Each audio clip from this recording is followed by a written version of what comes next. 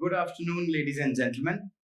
I am Nabeel Faruqui. I'm here to talk about uh, ideas that change, but I have a slightly different outlook towards this topic. Now, obviously, TED celebrates ideas that bring change in the world, but also it appreciates people, it celebrates people who bring these changes. My thoughts about this topic will revolve around the people that bring changes in someone else's lives. And these might not be really big changes that you can monetize, that you can scale, that you can see in real life, but these changes that make someone a much better version of themselves.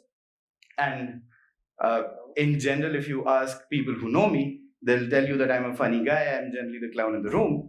But today, that's not the case, because that's what happens. You give a man a stage and he shall become a preacher. So I'm sorry that you will have to go through this, but the topic will focus on drops of hope that bring seeds of change in us, drops of hope, drops of borrowings of different beliefs that we take from different people that make us better versions of ourselves.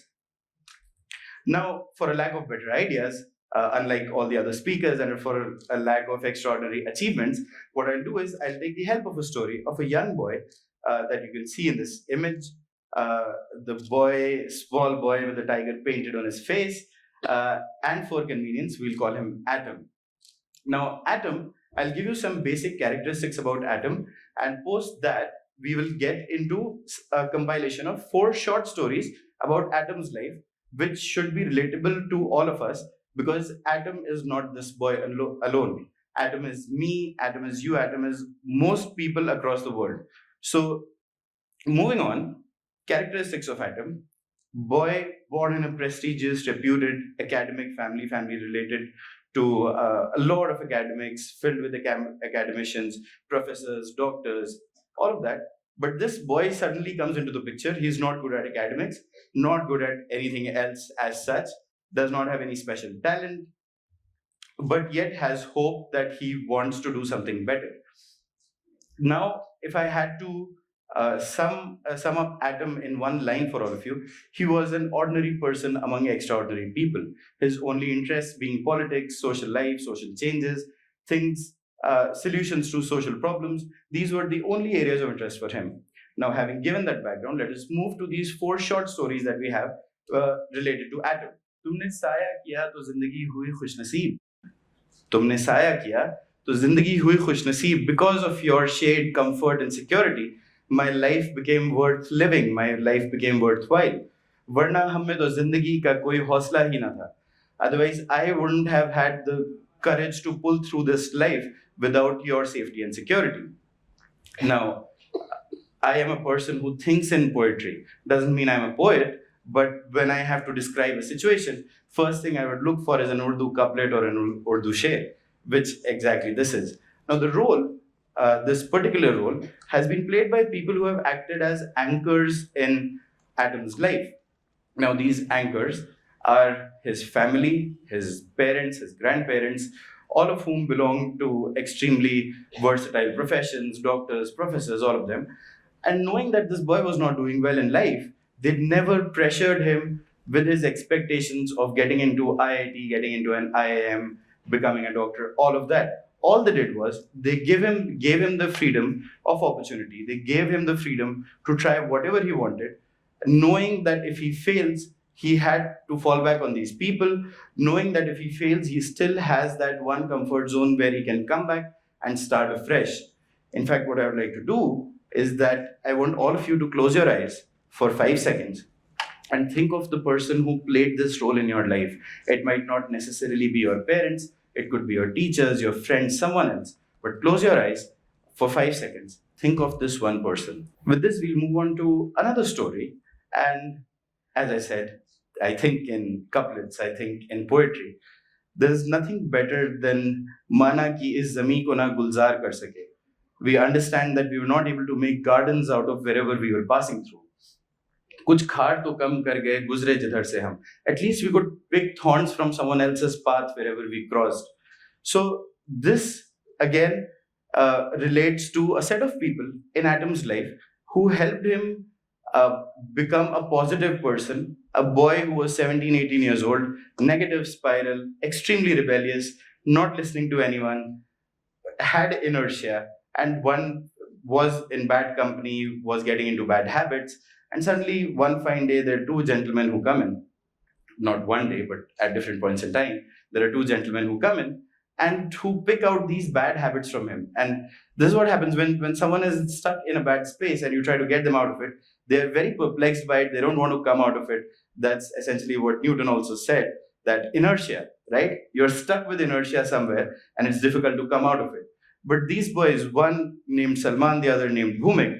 So Salman essentially got him out of bad habits, got him back to zero, where the other person, Bhumik, sent him on a positive spiral, where knowing that this boy is not interested in studies and academics, this boy was told that why don't you go for things like debates, for Model United Nations conferences, for other different conferences where you can talk about these issues that you always keep talking about to yourself in your room, in your head. Why don't you talk about it with a room full of people who want to make the same changes?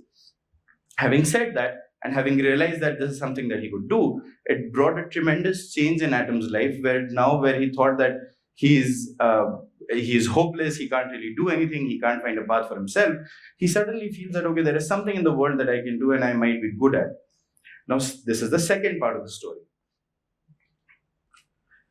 Sare Sehra Musafir ko sitara yaad rehta hai.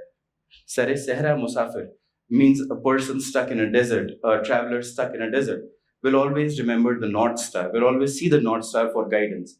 Sare Sehra Musafir ko sitara yaad rehta hai. मैं चलता हूँ, मुझे चेहरा तुम्हारा याद रहता है. So this role is played by a person who provided tremendous guidance to Atom. Again, knowing that this person might not be the ideal candidate. This person, Professor V.K. Jain, Professor Emeritus at IIT Kanpur, teaching the cream of students, having hundreds of PhD students under him, suddenly sees hope in this boy who's studying in a Tier 3 engineering college. Grade 12, he scored 76%. By the end of the first semester of engineering, he's down to 46%. And Professor Jain doesn't lose hope in him. Instead, gets him under his supervision, puts him onto projects and experiments. With this, a tremendous change that came into Atom's life was that Atom was part of a lot of experiments in laboratories. And through those experiments, Atom saw that most experiments fail. Irrespective of what you read in the news, that today this IIT got this achievement, some MIT got some patent, but most experiments fail, which is one of the most important learnings for Atom's life, because he now realizes that it's okay if I try and I fail. I will have to learn something from this and then try again and then be able to apply whatever I've learned to get something good out of whatever next project I'm doing. Now, in fact, at this moment, I would like you to take 5 seconds again and think of these two entities, your friends, the people who redeem you, and your guides in your life. Close your eyes, look at those faces in those 5 seconds. This story is not about the pictures that I'm showing you. It is about the people that you have in your life. Fill in these, replace these pictures with the pictures of those people who helped you through life in these circumstances. Now, I didn't give you 5 seconds, but I assume that you still have some image of someone in your head now. We move on to the final chapter of Atom's life, where now he has a support system. He is not in a negative spiral. He's started growing positively. He has a guide who tells him that it is fine to experiment. So now he knows that he can go out and try as much as possible, and hopefully something good will come out of it. And then comes the last one bit, where till now Atom has a lot of people backing him, but he still does not have the belief that he can really make a change in the world, which he has always wanted to do. But then come along two people, not on the same day obviously, and they tell him कि कौन कहता है कि आसमान में सुराख हो नहीं सकता? कौन कहता है कि आसमान में सुराख हो नहीं सकता? This does not refer to the hole in the ozone layer that we are talking about, but कौन कहता है आसमान में सुराख नहीं हो सकता, which means that who says you cannot reach the limits, who says you cannot breach the limits, you can't create a hole in the sky. एक पत्थर तो तबीयत से उछालो यारो. Put in all your efforts. Throw a stone with all your might. Maybe it creates a hole in the sky. So there come along two people who tell him this, that it is fine. All you have to do is you have to put in your best efforts and we'll back you up with your efforts. With this, there are two people who bring in this belief. There is one who is Mr. Anand Prasad, who happens to be the first employer who gets Atom to work for him, despite knowing all of these trends that he's seen in Atom's life. He knows that this boy is worthless, not doing anything, but still, let me give him a chance. Let me back him up with everything that I have. From this, Atom learned that all you have to do is you have to keep making efforts, put in your best foot forward, but also important to learn why your best foot forward is not the best in the world. Why are you still failing? Why are you not able to achieve what you set out to be? The other being Mr. S.M. Afzal, late Mr. S.M. Afzal, he passed away in 2021. He was an additional director general of police in Madhya Pradesh. He met Atom somewhere through family, and he saw that this boy, again, who had no belief that he could do something, one fine day he tells him that, Atom, why don't you prepare for the UPSC examination? And Atom was like, what? UPSC? The toughest exam in the world. I couldn't clear my first semester engineering exams. How can I even think about getting into the services, the UPSC services, IAS, IPS, all of that? So he says that, no, I've met hundreds of IPS officers and I believe you can do it. Now, when it comes from a great guy like him, who has actually been there, and he tells you that you can do it, it instills a lot of belief in that person who has lost hope about what he can do in life. Now, with this, we come to the end of these four stories. But the culmination cannot be so simple, right? If all I've been talking about is negatives about this boy, so for him to be able to redeem himself, for him to be able to do something, there has to be something that he has to be able to show. What he has to show is his tiny atomic achievements. So not really like the atomic bomb, but atomic achievements, where the boy who has no hope, who people have lost hope with, goes on to become the co-author of a set of general knowledge and general awareness books that are now widely accepted across schools in India. Now, this boy who started from academics, no special talent, went into engineering like all lost youngsters in India, went into engineering, figured out he can't do that, came into education, did decently well, tried UPSC, failed over there, became a co-author with no correlation between any of these fields. How does he do that? But before that, we had to figure out who Atom is. Now, I told you in the beginning that I'm going to ask you a rather redundant and mundane question. While I know most of you have figured out who Atom is, I still will take you through 3 slides, rather dramatic slides, because I have the time, I have a stage, and I've put in efforts to make a PPT. So I will rather take you through these dramatic slides. So who is Atom? I believe nobody in this room will be able to guess. So I'll show you a picture. Now there's no picture somehow. It's not loading maybe. Let's go to another slide. The second slide also does not have a picture. It's because I did not put a picture in the slide. Because you do not need a picture to look at Atom, because Atom is standing in front of you, talking to you about his life and experiences and his reflections of life for the past 10 minutes. I hope it is 10 minutes. I've not exceeded the time by now. Now, on a rather serious note, we come back to what did I learn? And it's because I have been into education, I've been teaching students, and all the teachers present in this room will obviously agree that no class is complete without a reflection or a revision.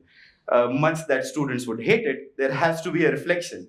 Now, this reflection, I'll take you some rather serious and some fun anecdotes that I've observed throughout my life. First is, we are not human beings.